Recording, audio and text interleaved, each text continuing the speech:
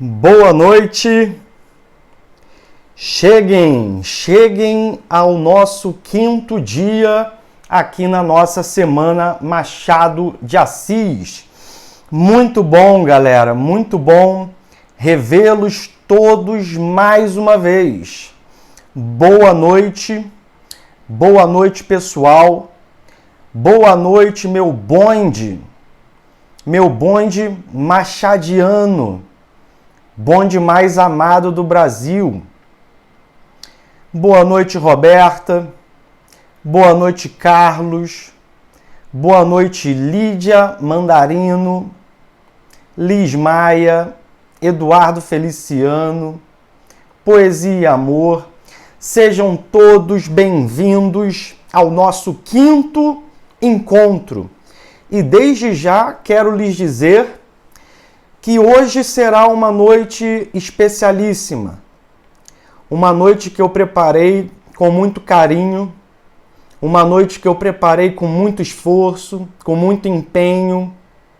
Eu realmente me dediquei muito para montar essa Semana Machado de Assis em vários sentidos. Pensem, por exemplo, que muitas coisas, inclusive, envolveram custos financeiros para que vocês estivessem aqui gratuitamente. Por exemplo, os anúncios que vocês que não me conheciam puderam ver, sentiram-se interessados, me seguiram e participaram. Muita preparação intelectual, que na verdade já vem de anos, lendo Machado, lendo sobre Machado, pensando sobre Machado. Então, hoje, para mim, e tenho certeza que para vocês, uma noite especial, uma grande noite. E eu quero logo lhes dizer também o seguinte: hoje a nossa aula será conduzida de uma forma que é imprescindível que vocês fiquem até o final. O que eu falar durante a aula fará todo o sentido no último instante. Então essa aula, mais do que qualquer outra que tivemos, pede que vocês fiquem aqui. Mas eu tenho certeza de que vocês ficarão, meus amigos e minhas amigas. Afinal, vocês se comprometeram com algo e cumpriram. Então eu quero lhes parabenizar pela leitura que fizeram, pelas mensagens que me mandaram, pelo nível alto das perguntas, pelo nível muito alto dos comentários que vocês fizeram nos posts, colocando os aprendizados de vocês. Eu disse que não poderia comentá-los para não atrapalhar o mecanismo de sorteio, mas li todos. E posso dizer que o nível dos comentários foi aumentando da primeira para a segunda, da segunda para a terceira, da terceira para a quarta live, até que chegássemos hoje à quinta live. Vimos o espelho, vimos a Igreja do Diabo, Noite de Almirante, o enfermeiro e hoje chegaremos à cartomante. Como se percorrêssemos as ruas do velho Rio de Janeiro, guiados por Machado, nosso mestre, nosso guia, nosso molde. Machado é aquele que nos mostra com as suas palavras a interioridade da alma humana, nossa topografia, como cansamos de ver aqui, ambígua, contraditória, impermanente. Então, uma semana que trouxe muita alegria, muita satisfação, muita felicidade. Estou muito orgulhoso das coisas que vocês escreveram. Estou muito orgulhoso da participação de vocês. Vimos aqui nas outras lives que nós temos pessoas do Brasil todo. Vejam, Bom Jesus da Lapa, terra de amigos meus, terra do poeta João Filho.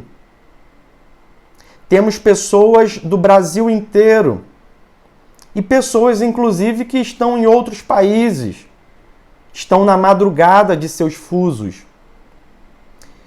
E mais, pessoal, vimos que pessoas das mais diversas idades, das mais diversas áreas, das mais diversas profissões estão aqui conosco.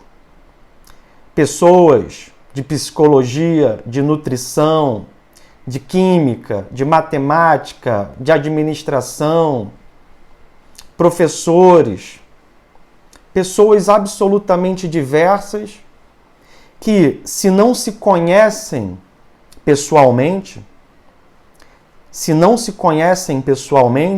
estão interligadas, interconectadas neste espaço virtual, nessa nossa sala de aula machadiana, por algo que nos interliga a todos. A nossa literatura, a nossa cultura, a nossa língua, a nossa história, os nossos vícios e virtudes como brasileiros. E isso é muito bom. É muito bom. É muito bom saber que, embora nós não nos conheçamos pessoalmente, oxalá um dia o possamos, embora nós não nos conheçamos, estamos conectados como amigos, como companheiros dessa viagem. Uma viagem em que subimos a rua do Cosme Velho até que chegássemos a este quinto dia de frente à porta de um sobrado. Um sobrado em que nós vemos, pela janela entreaberta, uma luz bruxulear no seu candeeiro. A luz em que, nas noites, nas madrugadas, a luz que iluminava o papel em que Machado escrevia, a luz que iluminava os livros para que ele pudesse lê-los. Machado, pessoal, citamos aspectos da vida deste grande homem, que perde a mãe cedo, que perde a irmã cedo, que perde o pai cedo, que nasce no Morro do Livramento, descendente de escravos, negro, pobre, que vai vender bala nas ruas do Rio. Esse homem que era epilético, esse homem que era gago, esse homem que não gostava de exposição pública, talvez inclusive por suas doenças.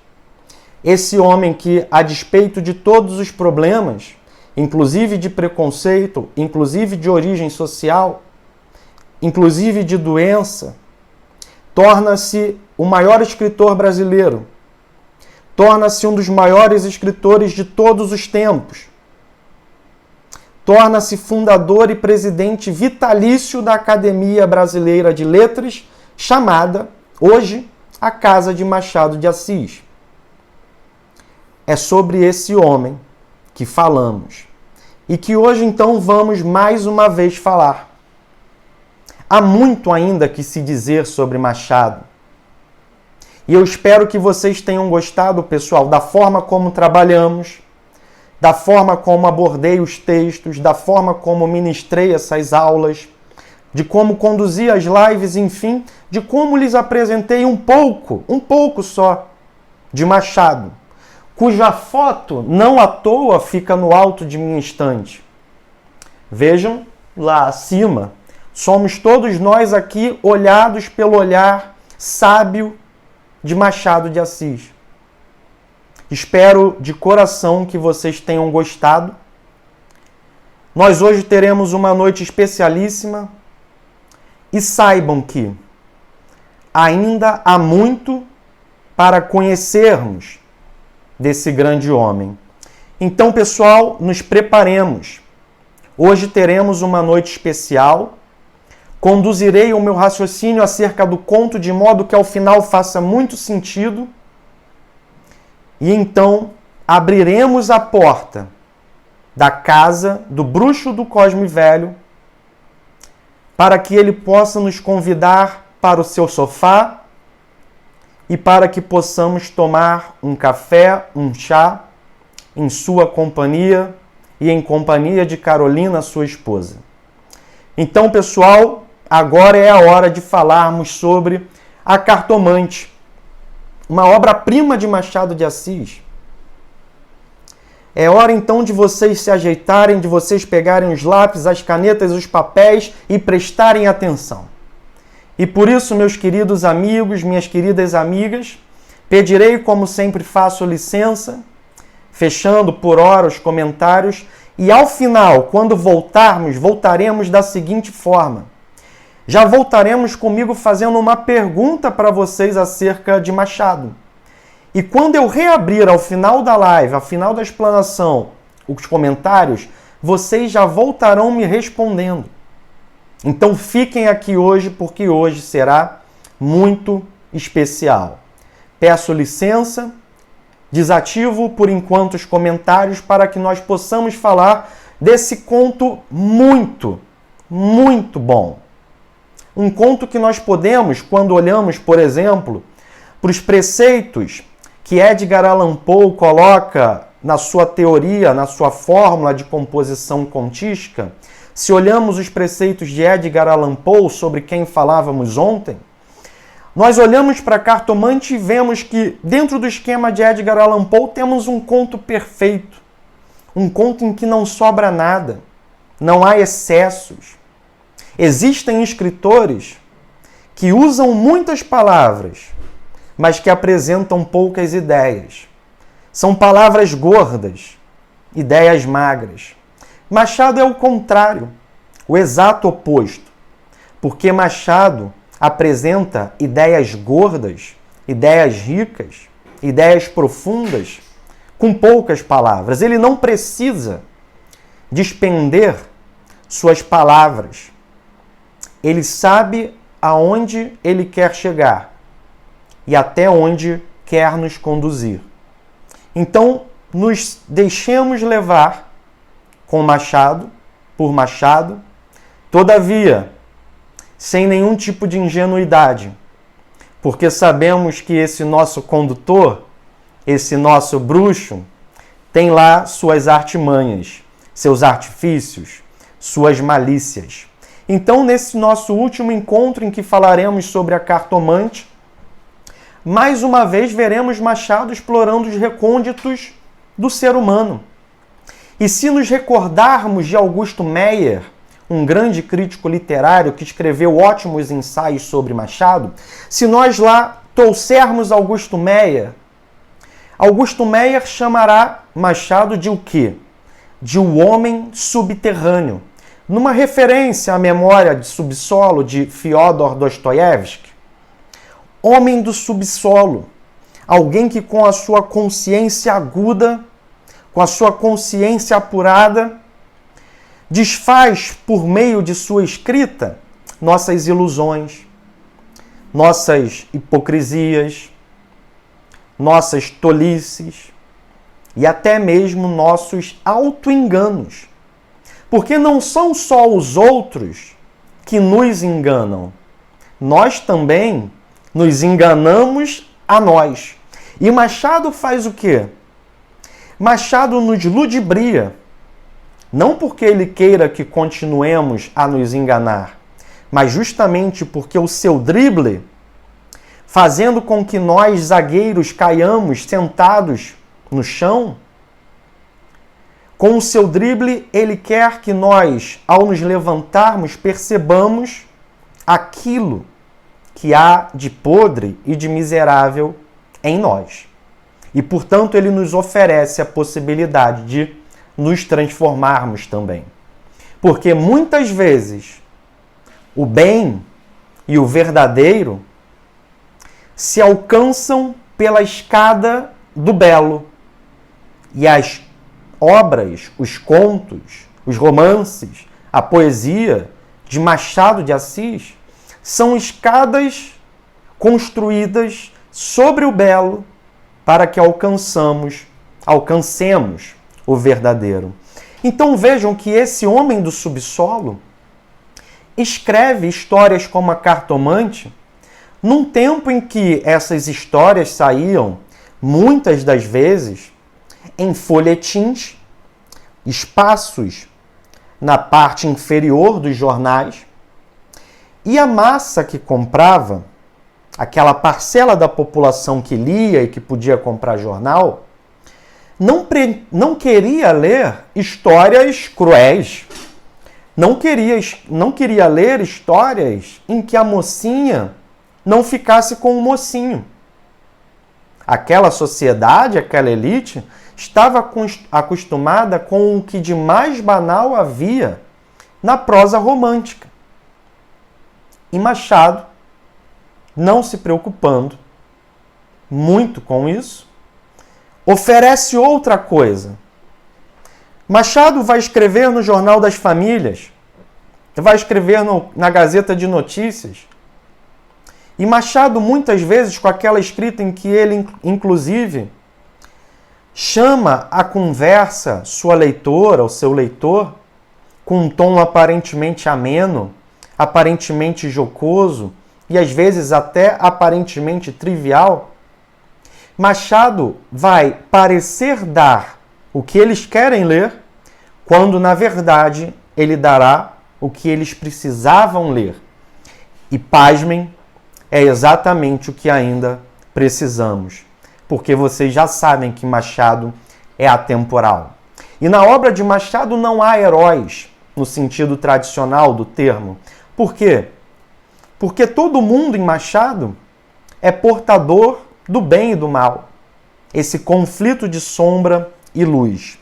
E ainda, trazendo Augusto Meyer vai dizer que Machado parecia alguém que estava fora do mundo, alguém que estava distanciado das paixões do mundo, alguém que estava no subterrâneo próprio, para que de lá pudesse olhar como um monstro cerebral os nossos subterrâneos.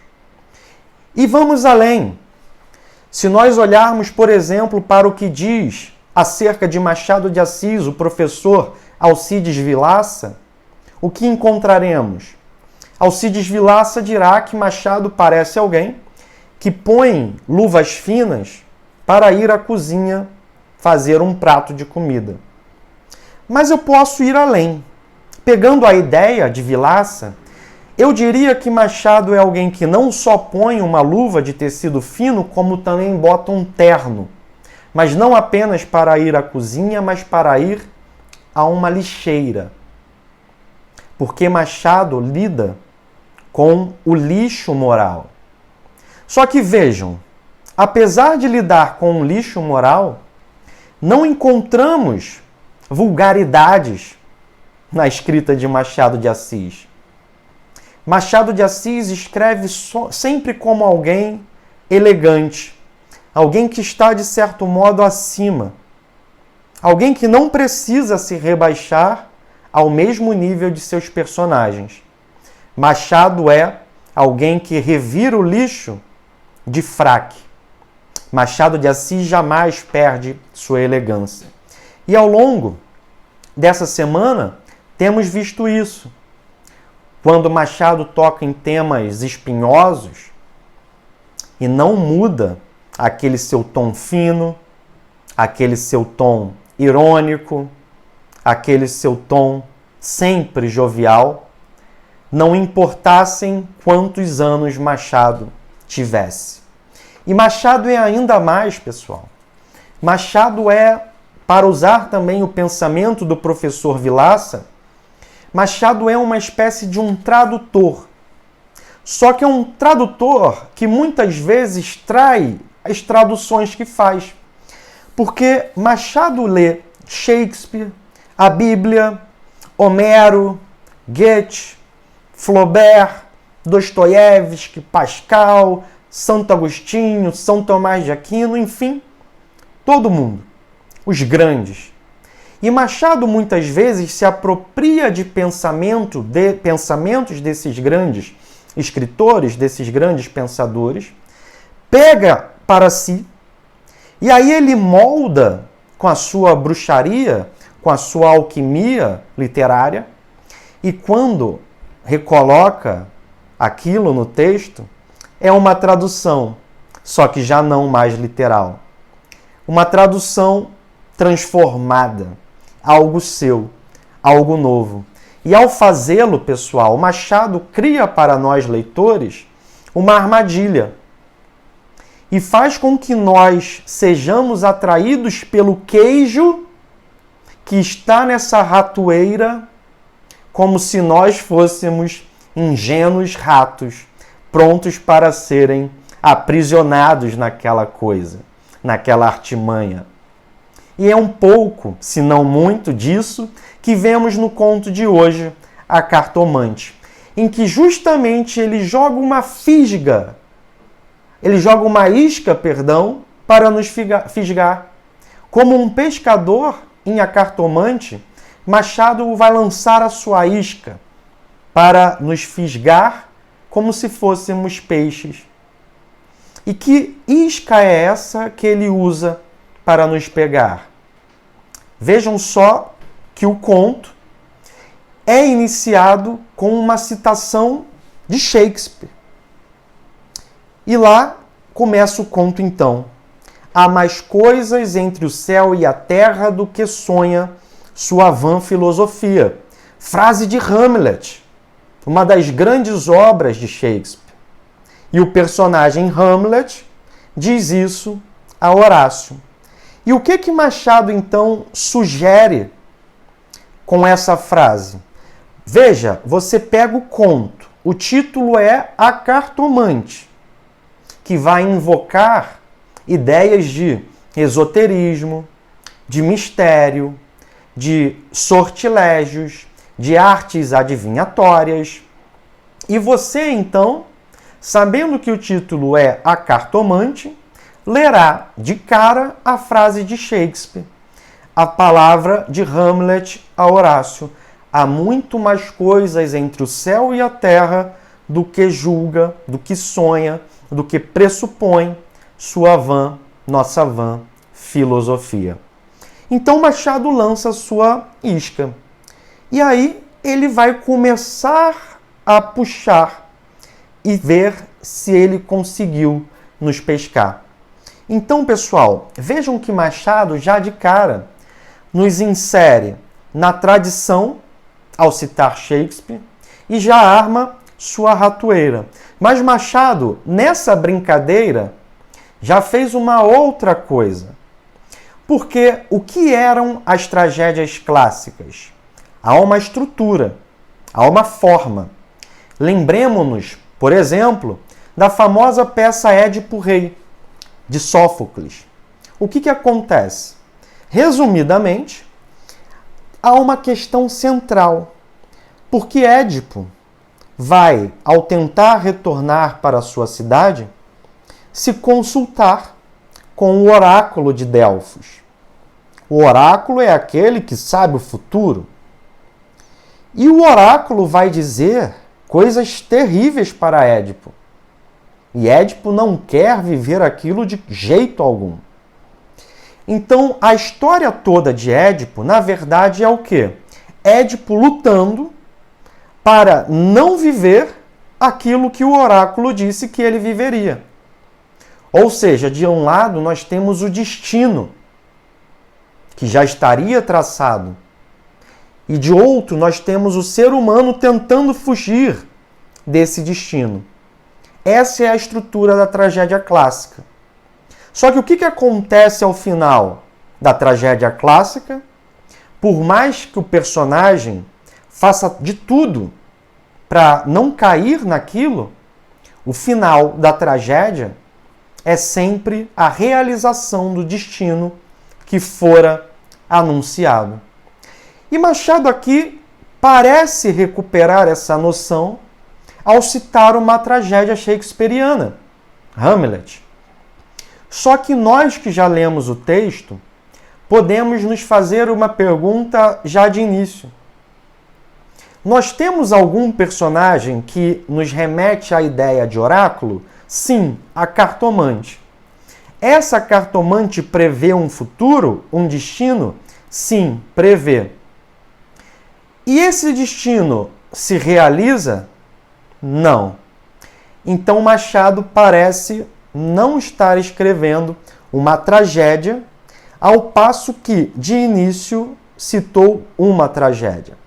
Mas como vocês verão, ao final dessa aula, depois de terem se atentado para todo o raciocínio que já comecei a elaborar, vocês verão que a questão é mais complexa do que dizer que Machado escreveu um texto que tem estrutura de tragédia, ou dizer que Machado não escreveu uma tragédia.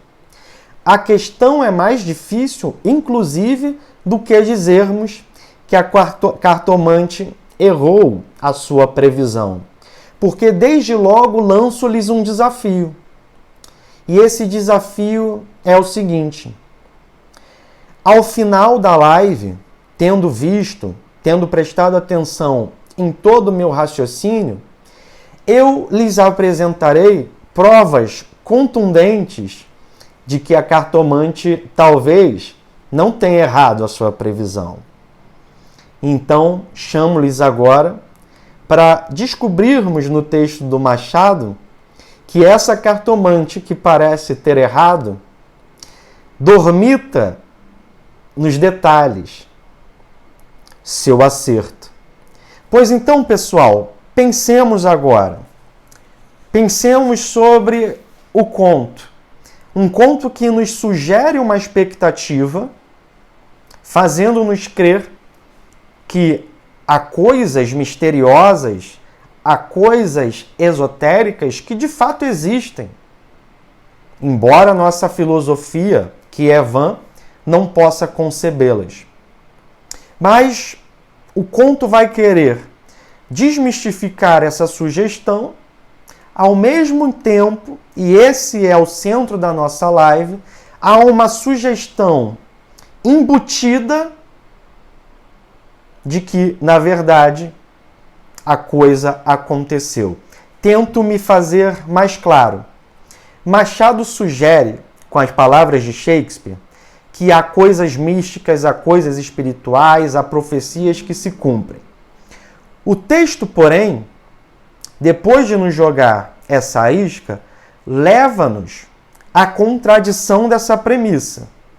Afinal, aquilo que a cartomante diz não se cumpre. Mas o que eu vou lhes mostrar é que é uma outra isca embutida nessa, que nos mostra que, embora tenha dito algo que não se cumpre, na verdade a cartomante disse algo que se cumpriu. E essa é a sua principal profecia. Pois então, pessoal, vejamos. Vejamos como Machado constrói o seu feitiço. Como é que esse conto se desenvolve logo após a aparição dessa citação shakespeariana? Nós temos uma mulher, Rita, que fala para Camilo que foi consultar-se com uma cartomante.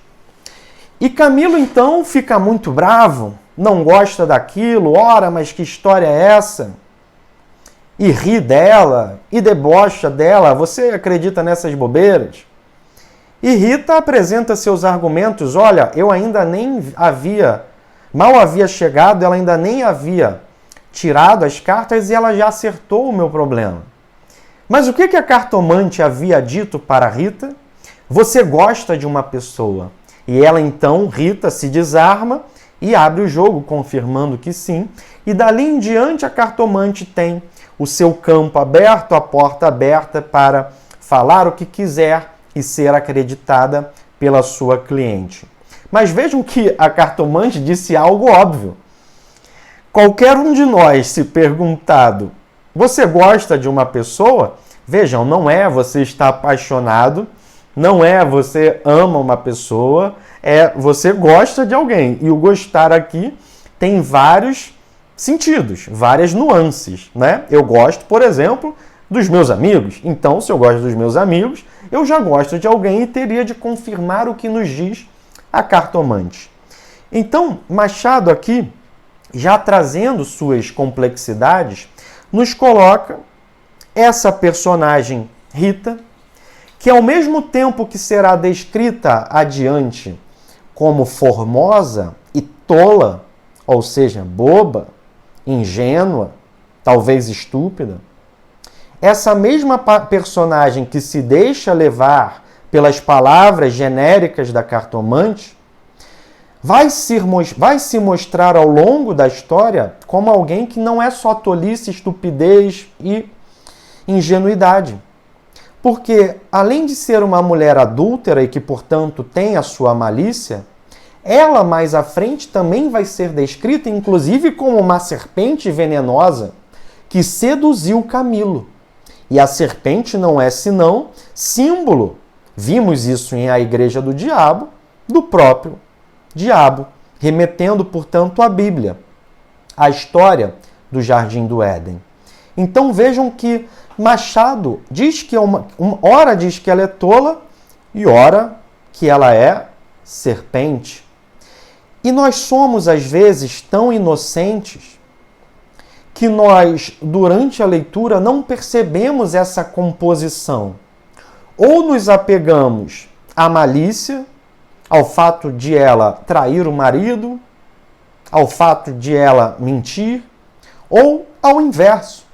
Era uma mulher meio boba, meio ingênua, tola.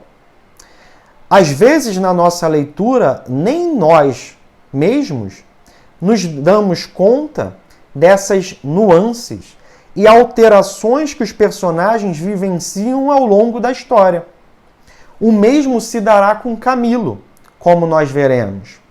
Porque Camilo, que é colocado, que é descrito como um homem que não quis ser médico, um homem que, na verdade, não queria trabalhar com nada, um homem que acabou no funcionalismo público porque a mãe lhe conseguiu um emprego, ou seja, um homem sem força, um homem sem caráter, um homem que, na verdade, durante muitas passagens do conto, aparece como um homem infantilizado.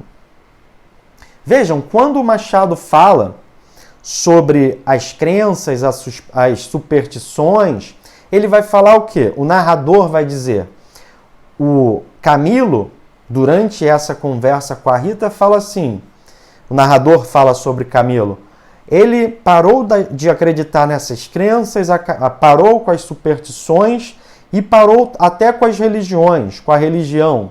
E por que ele parou? Porque tudo que ele havia aprendido de sua mãe, ele fez questão de desacreditar. Parece um adolescente. O adolescente, ele quer se rebelar e muitas vezes, como é fraco e incapaz de se rebelar contra os seus próprios amigos de rua ou de colégio, porque esses podem difamá-lo, esses podem bater nele seriamente, prefere voltar-se contra a instituição familiar. E ele age dessa forma. Ele não tem argumentos para deixar de crer em nada. Ele não sabe por que não acredita mais. Ele simplesmente parou de acreditar porque essas são coisas de sua mãe. Só que essa mesma mãe é quem consegue o emprego para ele, porque ele sozinho não conseguiria. Só que esse mesmo homem, mais à frente, além de adúltero, além de ficar com a mulher do seu melhor amigo, vejam, pessoal, não é um mero caso de adultério. Estamos falando de um personagem que vai ficar com a mulher de seu melhor amigo. E nós sabemos que isso faz parte da experiência real. Há muitos casos em que acontece algo extremamente semelhante, e às vezes até com finais igualmente trágicos. Então vejam que mesmo Camilo também possui muitas nuances. Mais à frente, quando ele começa a achar que talvez Vilaça sabe, que talvez essas cartas possam chegar ao seu amigo Vilaça, ele começa a maquinar uma série de coisas, inclusive encontrar o seu amigo, estando ele, Camilo, armado. é que ele desiste na última hora. Então, quem é Rita? A tola ou a maliciosa, a sedutora? Quem é Camilo, pessoal? O infantilizado, o fraco ou o homem que trai seu amigo, que fica com a esposa do amigo, que pensa coisas como: não vá a cartomante para que Vilaça não desconfie do que temos, para que seu marido não saiba do que você trata lá. Ou seja, ele já não tem inocência alguma. Porque eles dois, Camilo e Rita, não traem no calor da hora. Há uma sedução, uma arquitetura dos movimentos, uma continuidade deliberada e uma mentira para manter o marido afastado. E sabemos que há muito disso, não apenas nos outros, como em nós. Não necessariamente na situação do adultério, mas em outras também. Então, nós temos aqui uma personagem que acredita nessa cartomante, talvez porque quisesse acreditar. Lembram-se daqueles versos do Cazuza? O seu amor é uma mentira que a minha vaidade quer. E às vezes nós sabemos que alguém não nos ama, às vezes nós sabemos que estamos sendo enganados, mas preferimos tapar os olhos, aceitar a mentira. E as razões podem ser inúmeras. Cazuza fala: o seu amor é uma mentira que a minha vaidade quer. Mas, além da vaidade, podemos ter outras razões, interesse. Não é verdade? Então, como se quisesse ouvir aquilo que a cartomante lhe dirá, Rita aceita. Só que vejam, parece que ela é uma pessoa facilmente enganável. Só que você não pode achar numa leitura que, porque ela se deixou enganar pela cartomante, ela não se enganará por um restante de coisas. Ou seja, por exemplo, há pessoas que não se deixam enganar nos negócios, mas que podem ser enganados no amor. E o inverso. Então vejam que há aqui uma série de nuances que o conto vai explorando gradativamente. Camilo ria de Rita quando esta lhe contava sua consulta. Depois jurou que a amava. E disse ainda que era imprudente andar por aqueles lados onde ficava a casa da tal cartomante. Camilo, então, se denuncia, mostrando que não queria, obviamente, que o seu suposto amigo soubesse, mas queria manter nas sombras esse suposto amor. E por que suposto amor? Porque se ela o ama e se ele a ama, por que manter-se-ão amantes e, por exemplo, não fugirão para viverem juntos em outro lugar do país? Em nenhum momento o conto nos apresenta tal hipótese. Em nenhum momento o conto nos apresenta sequer a hipótese de Camilo matar Vilaça para ficar com Rita. Ou seja, eles assumem o lugar de adúlteros. E eles não querem sair desse lugar. Então, será que era de fato um amor?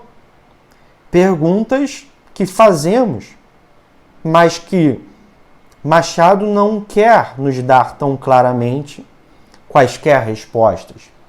Então vejam, esses dois amantes, esse triângulo amoroso, tema de que fala muito Machado, vimos aqui Noite de Almirante, pensamos, por exemplo, em Dom Casmurro, esse triângulo amoroso que vai mostrando as contradições, as nuances, sobretudo de Camilo e de Rita, deixa Vilela num lugar um tanto que à sombra, à margem.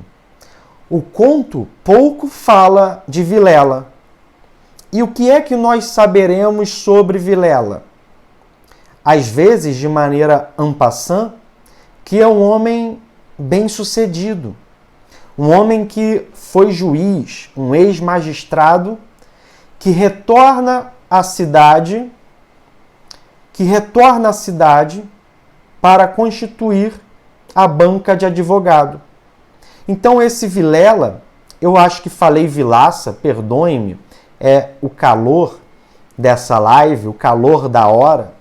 O Vilela, que fora magistrado e que agora tem a sua banca de advogado, é, portanto, um homem bem posto naquela sociedade. Um homem rico e que se casa com uma bela mulher, Rita.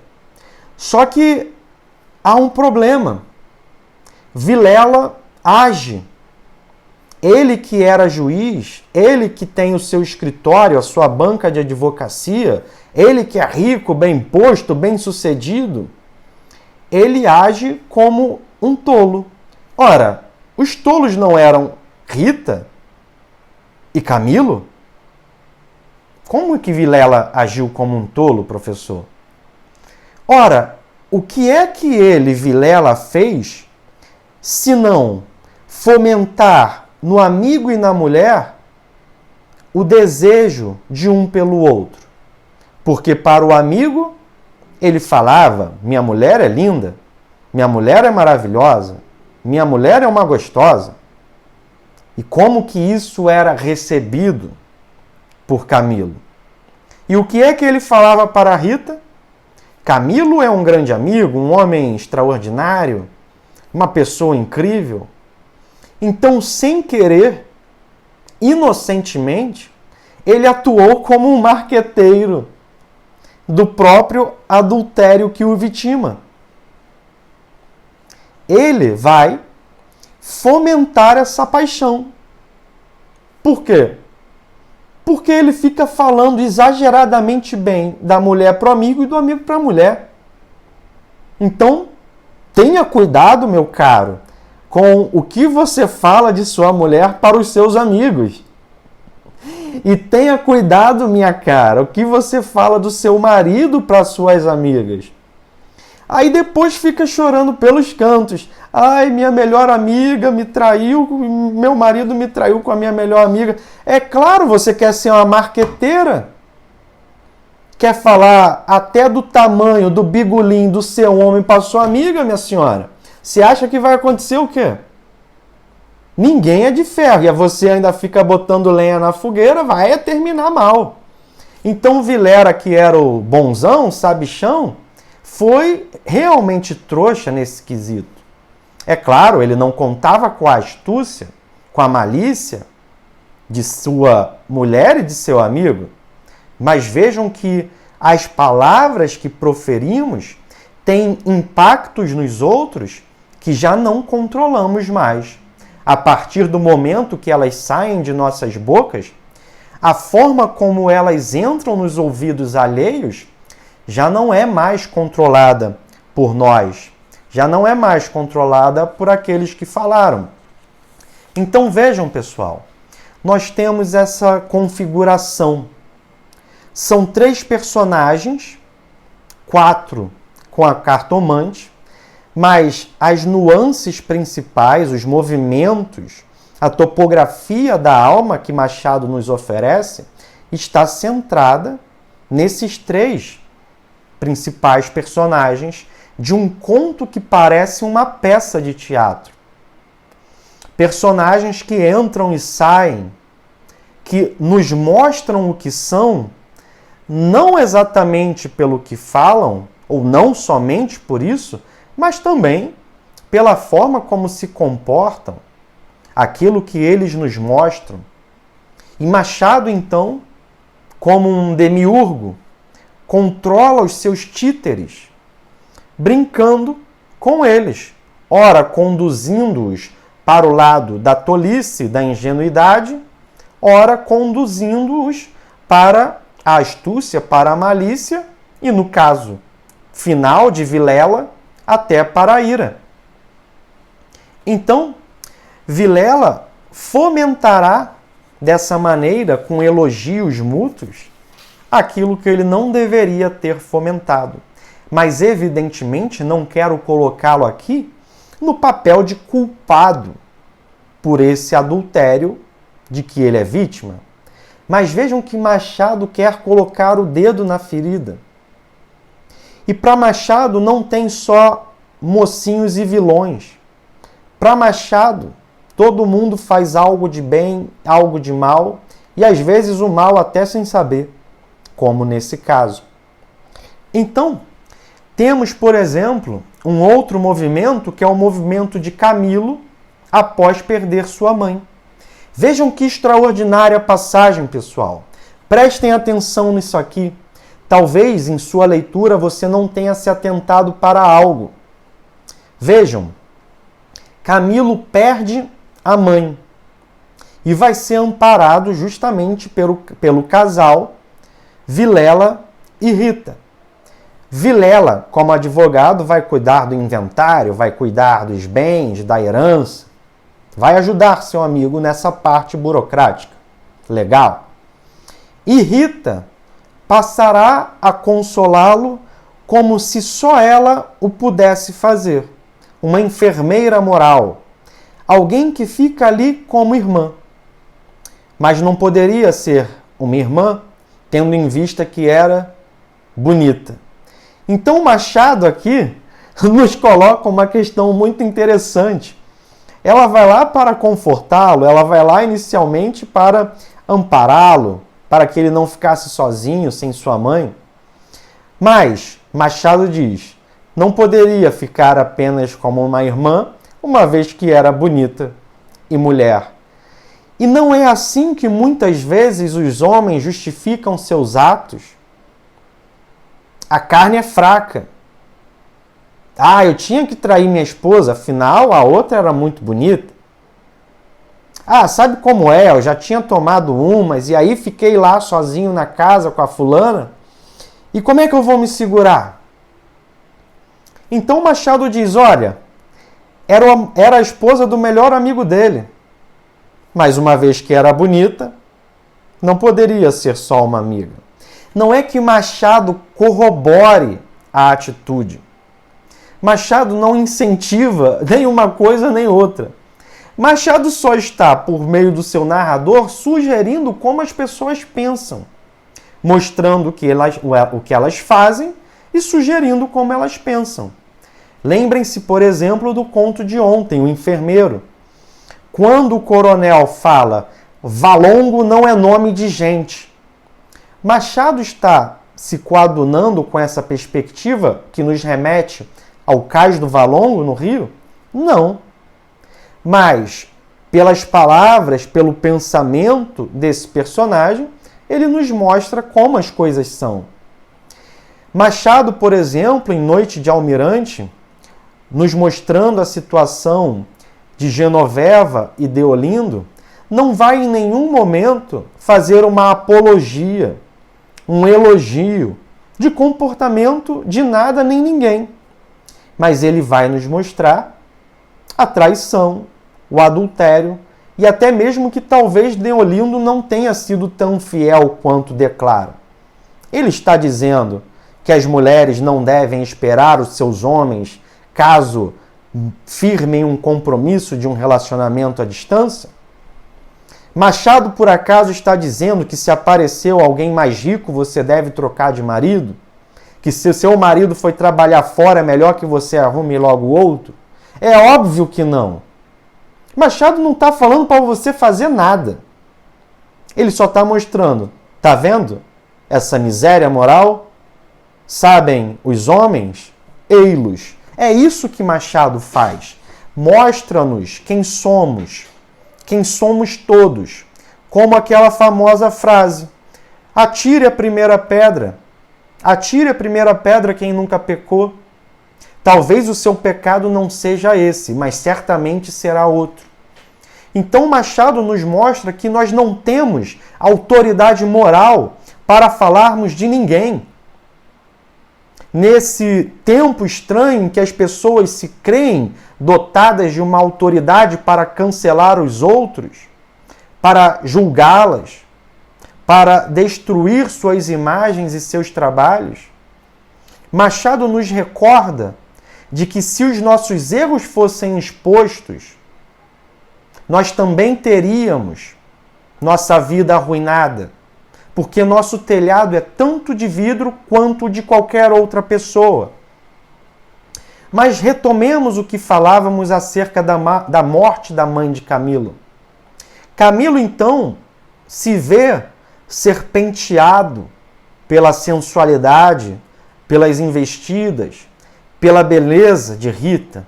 E, evidentemente, ele não é apenas a figura passiva. Evidentemente, ele não é alguém que está fugindo do sussurro da serpente. Porque, na verdade, ele quer comer daquele fruto proibido. Ele quer aquela mulher. Vejam que a morte da mãe, freudianamente, significará a abertura de um espaço que é tomado por Rita. Porque lembrem-se de que nós víamos e dizíamos que ele, Camilo, é um homem infantilizado, quase um adolescente. Alguém que não quer trabalhar, não quer nada. Ele é um homem que tem uma idade biológica e sua idade moral, intelectual é abaixo disso. E ali, com a morte da mãe, corta-se esse cordão umbilical que os mantinha interligados. Surge então a possibilidade para Rita, com Machado antecipando questões freudianas, surge a possibilidade para que ela o seduza. Agora vejam, nos coloquemos nessa situação, pensando que nesse aspecto particular somos fortes. Então suponhamos que você é alguém que começa a receber uma investida, cantadas, indiretas, ou da esposa de um amigo ou do marido de uma amiga. E você acha aquilo absurdo. Você vai se deixar levar só pela retórica? Não. Você não quer saber daquilo e dá um jeito de cortar a história. E pronto, ponto final. Fim. Mas Camilo diz que essa batalha foi rápida e delirante. Uma batalha rápida e delirante. Ou seja, ele, na verdade, não lutou tanto contra a tentação. Ele, na verdade, não se esforçou para fugir das investidas de Rita. Porque, na verdade, ele já a queria. E como é que nós sabemos? Porque Machado, quando fala que o que ele queria era aspirar o seu odor de feminina, o seu perfume, o seu cheiro de mulher, Machado não usa por acaso a expressão italiana. Lembrem-se do que eu falava ontem. Machado não usa palavras em vão. Se Machado usou uma expressão em italiano, algo de importante isso quererá nos dizer. Havia uma ópera de Mozart chamada Don Giovanni, que durante o século XIX fez um imenso sucesso no teatro carioca. Foi montada no Rio de Janeiro de um Machado de Assis, que era crítico de teatro e que frequentava e que amava teatro. E há, inclusive, biógrafos que acreditam que Machado chegou até mesmo, quando jovem, antes de casar-se com Carolina a amar uma atriz de teatro. Machado conhecia teatro como ninguém. E Dom Giovanni, uma ópera de Mozart que foi encenada no Rio, trata justamente desse homem, Giovanni, que é um sedutor barato, uma espécie de Dom Juan de quinta categoria. Dom Giovanni, na ópera, seduzia as mulheres aos montes, não porque as amasse, não porque quisesse realmente ter algo com elas, mas porque queria o prazer da carne. Queria aspirar-lhes delas seu perfume, seus cheiros.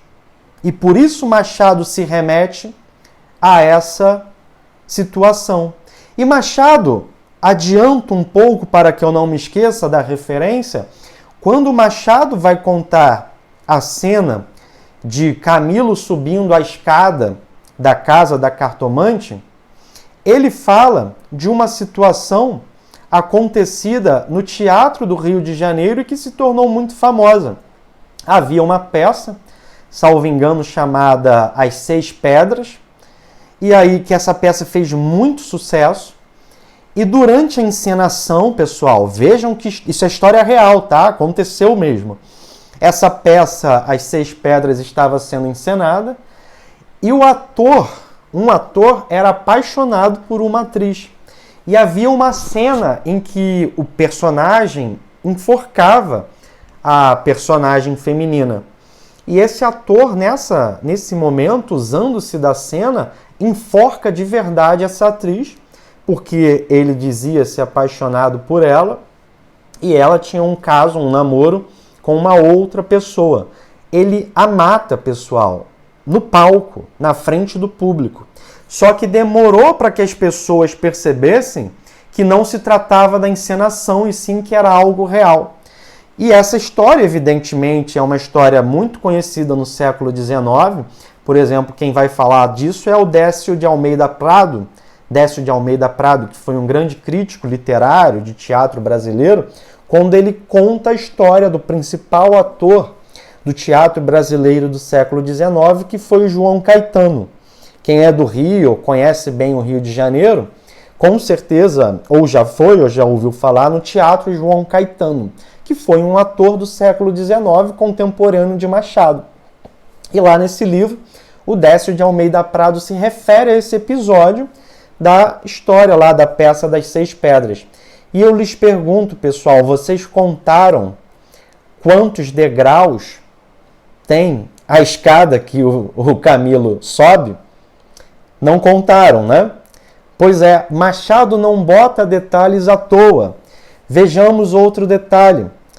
Machado diz que essa história, o conto é publicado em 1884 e depois recolhido em livro em 1896. Mas a história se passa em 1869, se eu não me engano. 1869, num novembro. O que é que nós temos nessa ocasião, pessoal? Nós estávamos em plena Guerra do Paraguai. Brasil participa com Argentina e Uruguai dessa guerra que devasta o Paraguai. E esse ano, e sobretudo novembro, foi particularmente marcante na história da Guerra do Paraguai, das tropas brasileiras, porque houve uma mudança no comando, um general morre em batalha, há uma troca de comando, o genro do Dom Pedro II torna-se então general no lugar do Duque de Caxias. O Duque de Caxias não tinha morrido, mas um outro comandante importante morre, e aí o Duque de Caxias sai e entra um conde que era genro de Dom Pedro. E esse conde simplesmente toca o terror, não respeita absolutamente nenhuma lei de guerra. Então houve um episódio em novembro de 1869 em que tropas brasileiras vencem uma tropa uma tropa paraguaia, e os soldados paraguaios, já rendidos têm suas cabeças decapitadas, pessoal. Isso tem apenas 160 anos, 150 anos. Isso não é falado. O Brasil, o exército brasileiro, decepou as cabeças de seus inimigos paraguaios, já desarmados, já derrotados. Então Machado insere um momento em que o Brasil estava em guerra, um momento em que as tropas brasileiras cometiam horrores no Paraguai, e ele usa expressões de guerra, expressões bélicas. A arma, o tiro, o assassinato, na verdade, os dois assassinatos. Quando o Camilo se refere ao momento em que a serpente lhe rodeava, ele fala o quê? A batalha foi curta. Então vejam que não é à toa que Machado vai interligando os pontos. Embora não seja um conto que dialogue exatamente com a guerra, com as questões da Guerra do Paraguai, embora o Machado, inclusive, tenha contos e crônicas que falam sobre a Guerra do Paraguai, o Machado chega a descrever o Paraguai sem nunca ter saído do Rio de Janeiro, né? O Machado descreve o cenário da guerra sem nunca ter botado o pé fora do Rio de Janeiro. O mais longe que ele foi na Serra Fluminense. Com a imaginação, com o conhecimento que ele tinha, ele descreveu o restante do cenário. Mas Machado, embora não tenha aqui uma relação direta, usa essa imagem pessoal. E nós veremos aquilo que eu anunciava ao princípio da live, que há um dado, há um detalhe mínimo, mas que coloca a situação, o X da questão desse conto. Então vejam, há outros detalhes. Falávamos da ópera Dom Giovanni, mas vejamos, quando o Machado, o narrador, vai falar sobre o que é o homem, ele vai falar que a velha caleça de praça em que passaste com a mulher amada vale o mesmo que o carro de Apolo. Ou seja, essa carruagem barata em que eram alugadas, né, muitas vezes por pessoas que não tinham tanto dinheiro para carruagens de um tipo melhor, eram essas carruagens baratas que os casais jovens, os casais de namorados usavam para dar os seus beijos, os seus amassos. Né? Na época, o pessoal queria dar uns beijos também. E tinha que dar um jeito. Então, o que os namorados faziam? Alugavam essas carroças que eram fechadas, a cabine era vedada, e eles se beijavam, namoravam ali dentro, enquanto o carroceiro os conduzia pela cidade. Então, Machado fala que essa carruagem, esse tipo de carro barato, feito ou muito utilizado por casais de namorados ou casais de amantes, essa carruagem vale o mesmo que o carro de Apolo.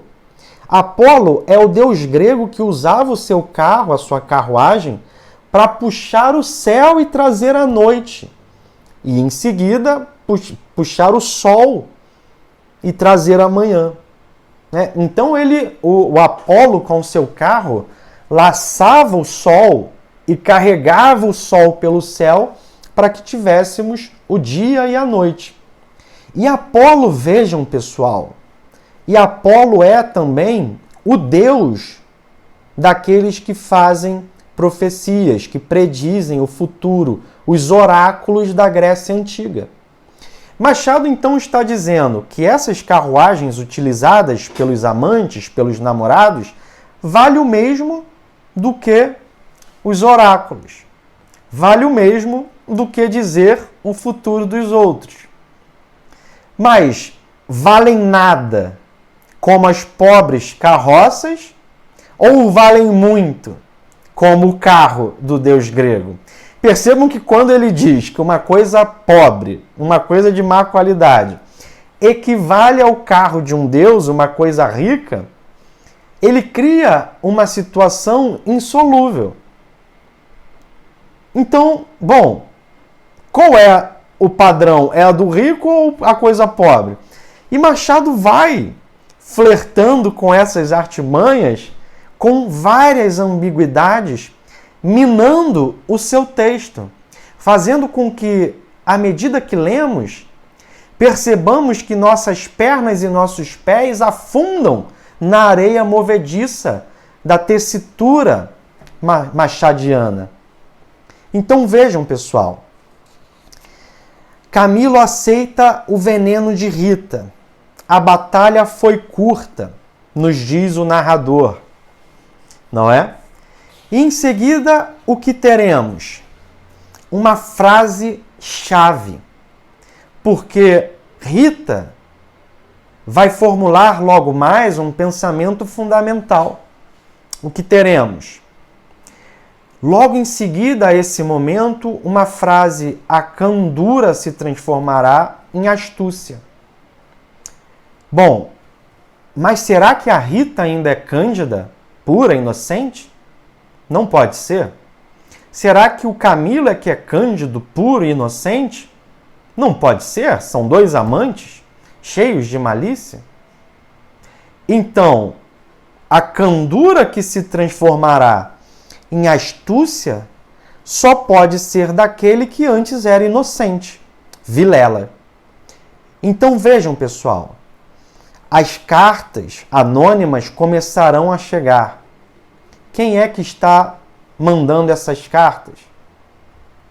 Rita vai pensar, inclusive, que é alguma pretendente.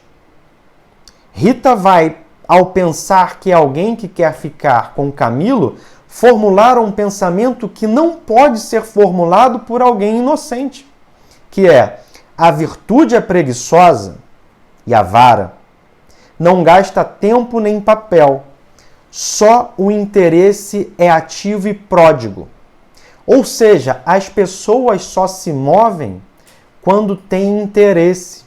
Esse é o pensamento de Rita, quando aquelas cartas chegam.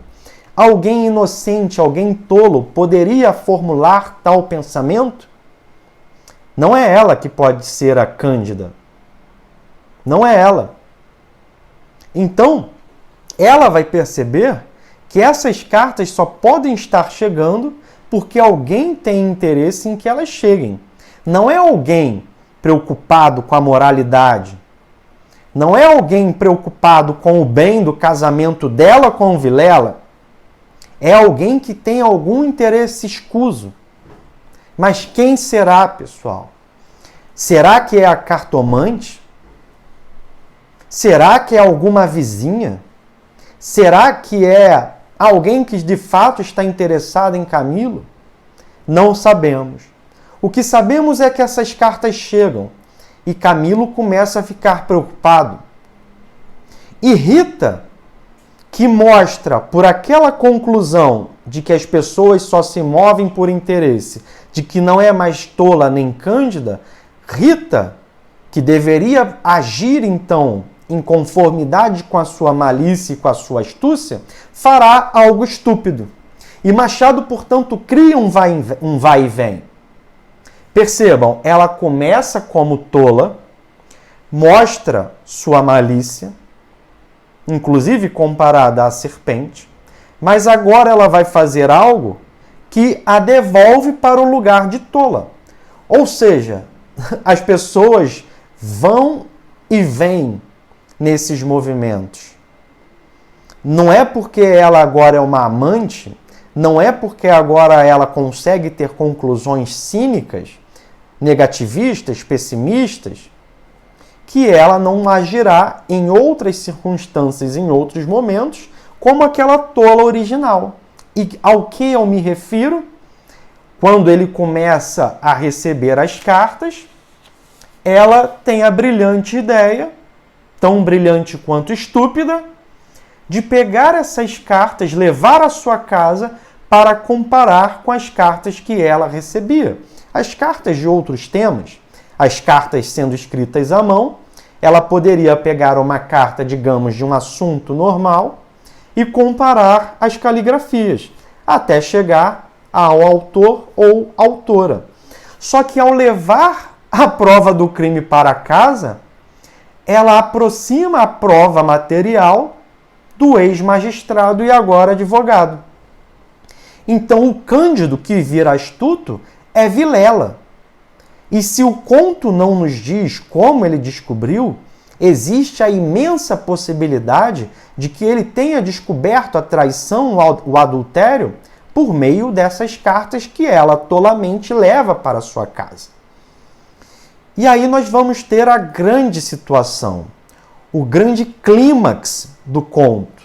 E eu quero que vocês cada vez mais prestem atenção para os detalhes que colocarei. Porque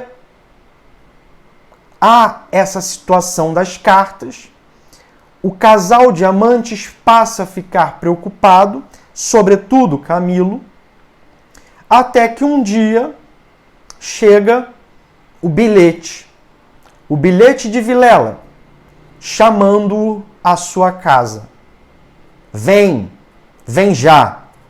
Um bilhete curto, com as letras, como alguém que está nervoso, apressado. E Camilo sente algo estranho. Camilo percebe que tem algo fora de lugar, mas ele não quer ouvir a sua intuição. Ele chega, inclusive, a imaginar que poderia ser morto, pessoal. E ao imaginar que, caso descoberto, poderia ser morto, ele pensa que deveria levar a sua arma para não chegar lá desprevenido. E lembrem-se de que nós estamos ainda num Brasil em que a lógica do duelo pairava. Lembrem-se, por exemplo, muito tempo depois, já no início do século XX, o que move Euclides da Cunha a tentar matar o amante de sua mulher. E Euclides da Cunha, o autor do grandioso Os Sertões, acaba morto pelas costas por esse amante. O duelo não se realiza, mas era a lógica do duelo que o movia. E o orgulho ferido. Então, retomando, havia naquele Brasil essa possibilidade de as coisas serem resolvidas num duelo.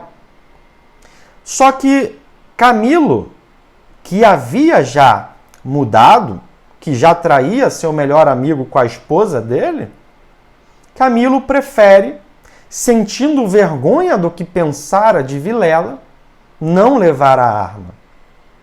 E ele então pega o tílburi, que é uma carruagem também um pouco melhor, pega um tílburi e vai em direção a Botafogo, onde Vilela e Rita moravam. Mas o que é que acontece, pessoal?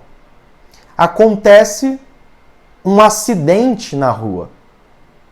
À frente de sua carruagem, um acidente. E justamente próximo, defronte à casa da cartomante. E ele ali começa a ter aqueles pensamentos confusos, incertos, concêntricos como uma borboleta cinzenta, uma bruxa, uma mariposa rodeando seus pensamentos. Enquanto a coisa na rua não se resolve, ele sente vontade de aceitar aquela superstição. Então vejam que nós temos aqui a intromissão trágica do destino. O acaso age como uma possível mão do destino. Como se Machado recuperasse as questões da tragédia clássica e pusesse diante de Camilo. Houve um acidente aqui, Camilo. Você está de frente à casa da cartomante. Não tenha medo. Vá lá, eu sei que você quer ouvi-la. E aí, nós temos de nos perguntar, diante da leitura do conto, é, neste conto, o destino algo indiferente, uma fraude, uma farsa ou algo que realmente existe? Machado vai nos manipulando, ora querendo nos mostrar que o destino não existe, ora dando a entender que o destino interfere. E Camilo, então, ouvindo o grito das ruas dos homens que dizem: anda, vá, vá! E na sua cabeça a voz de Vilela: vem, já, já. Camilo, na sua indecisão, como se fosse a voz de sua mãe, da mesma maneira que Hamlet via o fantasma do pai. O fantasma do pai que lhe dizia: meu filho, quem me matou foi o seu tio Cláudio. Me matou para tomar o trono e casar com a minha mulher, com a sua mãe. Foi ele, meu filho, o traidor. E ele ali, Camilo, escuta uma voz como quem escuta a voz de um fantasma. Como Hamlet escutava a voz do seu fantasma. Porque se havia algo de podre na Dinamarca, havia também no Rio de Janeiro. Camilo, enfim, sobe as escadas, tenso, nervoso, naquele cenário taciturno, empoeirado, misterioso, até encontrar a cartomante, o seu oráculo de Delfos. E ela ali, atendendo-o então, puxando as suas cartas enxovalhadas, sujas, ela o que diz? A italiana, a cartomante, diz a Camilo que ele não tivesse medo, que o terceiro, o traído, Vilela, não sabia de nada. E Camilo, então, sente-se calmo, tranquilo e aliviado, porque ouviu o que queria ouvir, ao ponto de pagar 5 vezes mais do que o preço usual que ela cobrava. Agora eu retomo a pergunta e a promessa que fiz no início da aula. O conto te levou a crer que essa cartomante é uma vigarista, que ela vende suas previsões infundadas, apenas para tirar dinheiro fácil dos tolos. Não é assim que você pensou? Porque ela diz: fique tranquilo, Camilo, vai dar tudo certo com a Rita. O terceiro não sabe de nada, me dizem as cartas. E nós sabemos o desfecho do texto. Nós sabemos que Camilo entrará na carruagem, no Tilbury, sairá na casa de Vilela, e ao entrar, o clímax, a cena terrível de Rita ensanguentada. E Vilela o pega e lhe desfere 2 tiros. Lhe desfere 2 tiros. E Camilo então cai, morto. E você, sabendo da morte de Camilo, vai dizer: professor, está na sua cara, está na nossa cara que essa cartomante é uma falsa, uma enganadora. Rouba dinheiro enganando os outros. Uma mentirosa. Vigarista é o seu tribunal. Percebam, porém, que ao descer as escadas, enquanto ela e Camilo, ela, a cartomante, desciam as escadas, ela canta algo. Ela canta uma barcarola. E você, por acaso, sabe o que é isso? Ou você lê o texto com a pressa dos que em tudo acreditam? A cartomante italiana cantarolava uma barcarola. E barcarola nada mais é do que um tipo de poesia que homenageia os rios, as gôndolas, os barqueiros.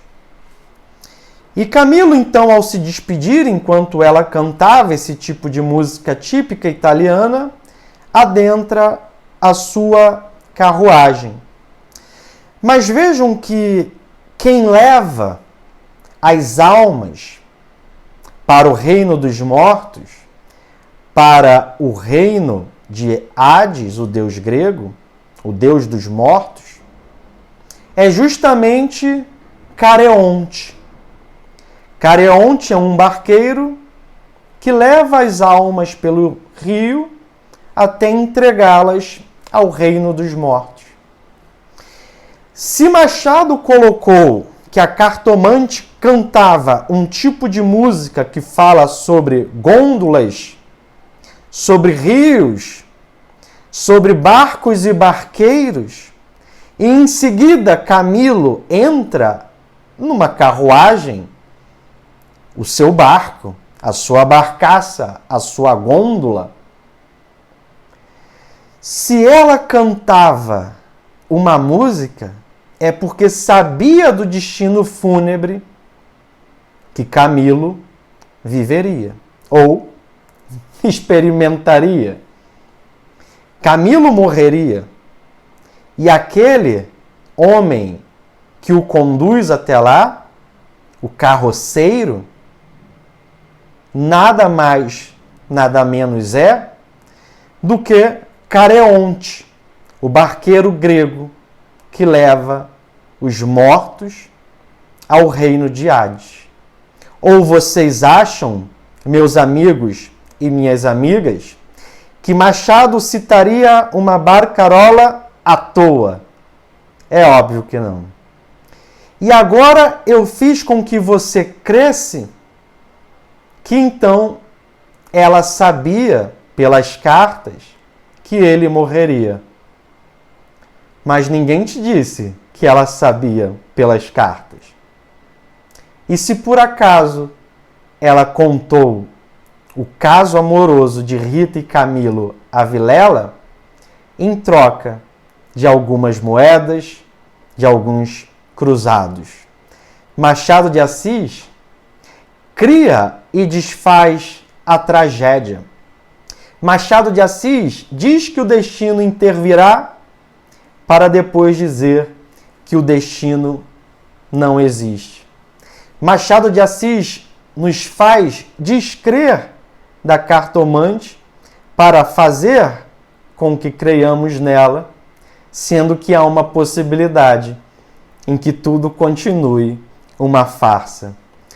E se ela é médium, e se ela é um oráculo, ou se ela é apenas uma vigarista, eu não sei lhes dizer, meus caros e minhas caras, porque no final das contas, como dizia Hamlet e Horácio, há muito mais coisas do que sonha a nossa vã filosofia. E agora, encerrando esta aula, eu quero voltar com os comentários reativados, sem que ninguém saia dessa live, com a seguinte questão, com a seguinte pergunta. Eu quero que vocês me respondam se vocês gostariam de saber mais sobre um homem que escreve um texto como esse. Eu gostaria que vocês escrevessem no chat se vocês gostariam de conhecer Machado a fundo. Conhecê-lo ao ponto de que a vida dele funcionasse como um modelo para a sua própria vida. Porque, como falávamos na apresentação dessa aula de hoje, Machado remou contra todas as marés.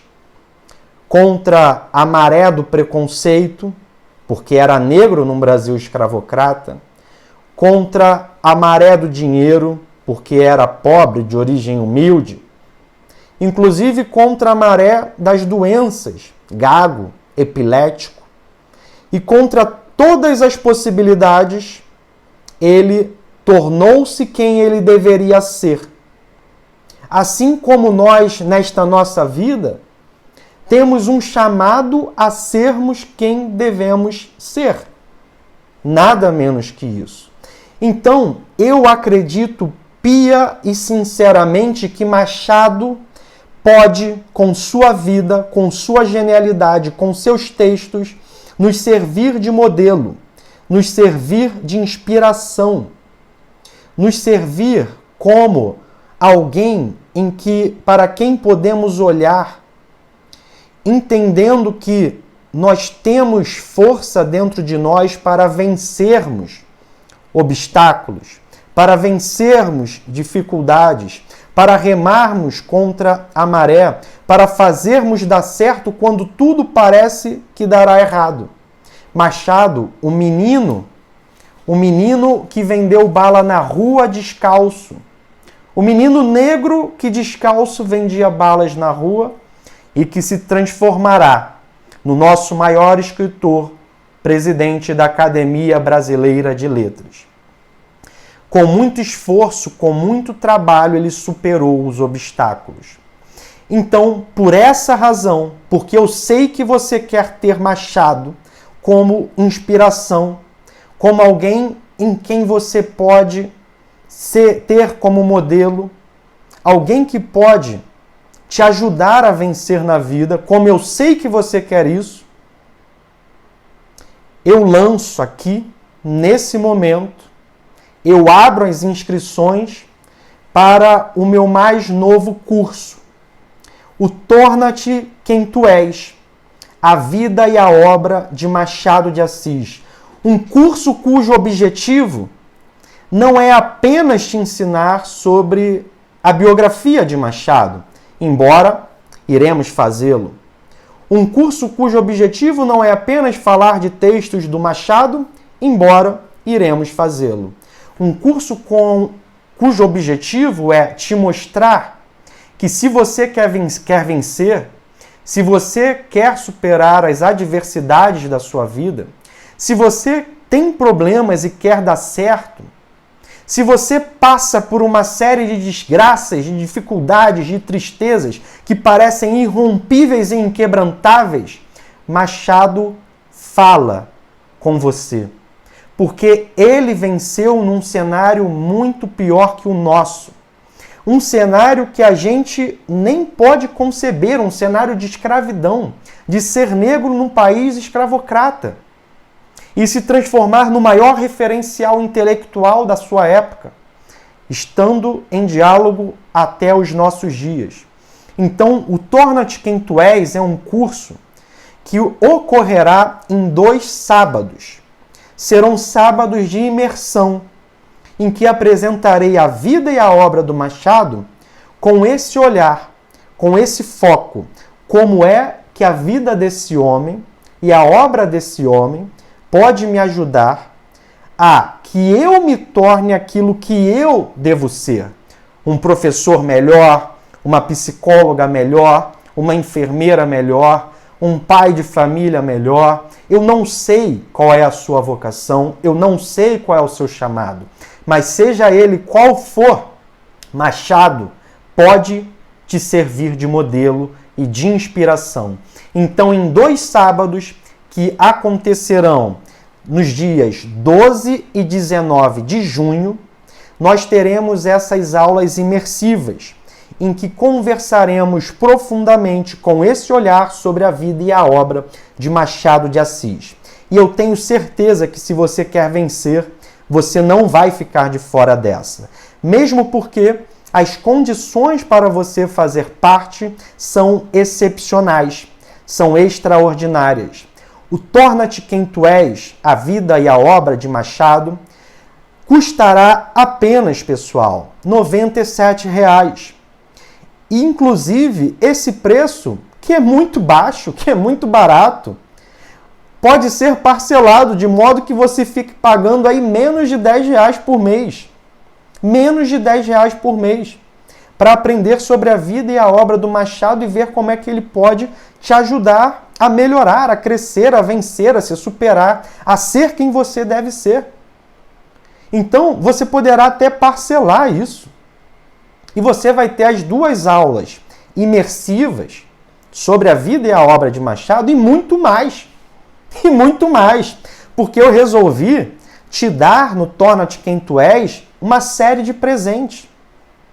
Uma série de bônus para que você, no nosso curso, ao se matricular, ganhe muito mais referenciais, aprenda muito mais, adquira novos conhecimentos. E quais são esses bônus? Uma aula de mais de 3 horas sobre a vida e a obra do grande poeta Cruz e Souza, um poeta negro, catarinense, simbolista, que escreveu geniais poemas, 2 obras incríveis, Faróis e Broquéis, poemas como Antífona, que diz assim: ó formas alvas, formas brancas, formas claras, de luares, de neves, de neblinas, ó formas vagas, fluidas, cristalinas, incensos dos turíbulos das aras, formas do amor constelarmente puras, de virgens e de santas vaporosas, brilhos errantes, mádidas, frescuras, e dolência de lírios e de rosas, infinitos espíritos dispersos, inefáveis, edênicos, aéreos, fecundai o mistério destes versos com a chama ideal de todos os mistérios. Uma aula sobre a vida e a obra de Cruz e Souza de presente para quem entrar no Torna-te. 7 aulas, pessoal, 7 aulas de presente sobre textos de alguns de nossos melhores autores. Vai ter lá, para você que se inscrever, aula sobre Missa do Galo, de Machado de Assis, O Ovo e a Galinha, de Clarice Lispector, Dama do Lotação, de Nelson Rodrigues, Caixinha de Música, de Caio Fernando Abreu, Apenas um Saxofone, de Lígia Fagundes Telles e Inverno, de Graciliano Ramos. Já está lá, a aula do Cruz e Souza já está lá, essas 7 aulas já estão lá e você vai receber ainda todas as lives da Semana Machado. Essas lives não ficarão no meu perfil e você vai estar lá. Então você vai ter por R$ 97,00, parcelável em 12 vezes, pagável com boleto, pagável com Pix. Você vai ter, por esse valor absolutamente baixo diante do que eu te entrego, você vai ter todos esses bônus, mais as aulas imersivas, que acontecerão nos sábados, dias 12 e 19 de junho, às 15 horas. Ah, professor, eu não posso fazer nesse horário de sábado às 15 horas. Menor problema. Porque ao se matricular no Torna-te Quem Tu És, você vai ter acesso à plataforma exclusiva de alunos por 1 ano. Então, se você não pôde ver, teve um problema, uma emergência, não se preocupa. Você vai poder ver a aula posteriormente e rever quantas vezes quiser. Então você vai poder ver e rever a aula do Cruz e Souza, as 7 aulas desses contos que eu citei, as aulas da Semana Machado e as aulas imersivas do Torna-te Quem Tu És. E por fim, pessoal, já fechando, eu quero dizer que aos meus novos alunos, aqueles que se inscreverem no Torna-te, ao se inscreverem, vocês vão ter uma outra oportunidade, um upgrade, uma possibilidade de comprar um curso que custa R$ 200 por R$ 39. Só para quem se inscrever no Torna-te, eu vou abrir por R$ 39 as inscrições para o Como se tornar um grande leitor, as 5 camadas de leitura. Então você se inscreve no Torna-te e pode, caso queira, fazer esse upgrade do Como se tornar um grande leitor, que tem uma aula sobre leitura e vocação, em que eu apresento a tese de como se tornar um grande leitor, a tese das 5 camadas de leitura, que é uma tese minha. Tem uma aula em que eu esclareço a estrutura das 5 camadas, uma aula sobre os 7 princípios para você ter um estudo eficaz, um e-book de quase 150 páginas sobre as 5 camadas de leitura e como se tornar um grande leitor, e uma tradução de um texto do filósofo espanhol que eu fiz e fiz as notas, eu fiz a tradução e as notas, do José Ortega y Gasset, que está lá porque dialoga com o nosso curso. Então, pessoal, se você quer se inspirar no Machado, se você quer vencer seus obstáculos, se você quer um modelo de vida, a hora é essa. A hora de se inscrever é agora. As inscrições estão abertas. Fecharei aqui, botarei o link na minha bio, nos stories, nos e-mails, no Telegram, onde vocês têm aí acesso ao meu conteúdo. Só que o tempo é ligeiro. O tempo de inscrições é limitadíssimo. Vocês têm poucos dias para se inscreverem. As inscrições, por esse preço promocional, ao Torna-te, só estarão abertas até quarta-feira. Portanto, se inscrevam o quanto antes. A hora é agora. Não perca essa oportunidade. Muito obrigado a todos.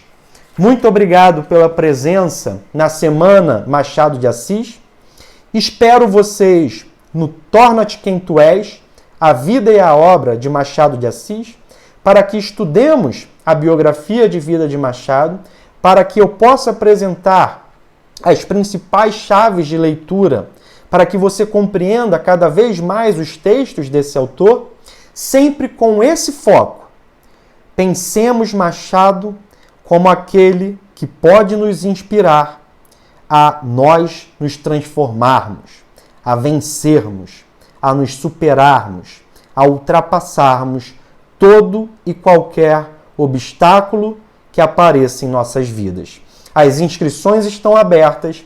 Vejo vocês no nosso curso, o Torna-te Quem Tu És. Muito obrigado a todos e até lá!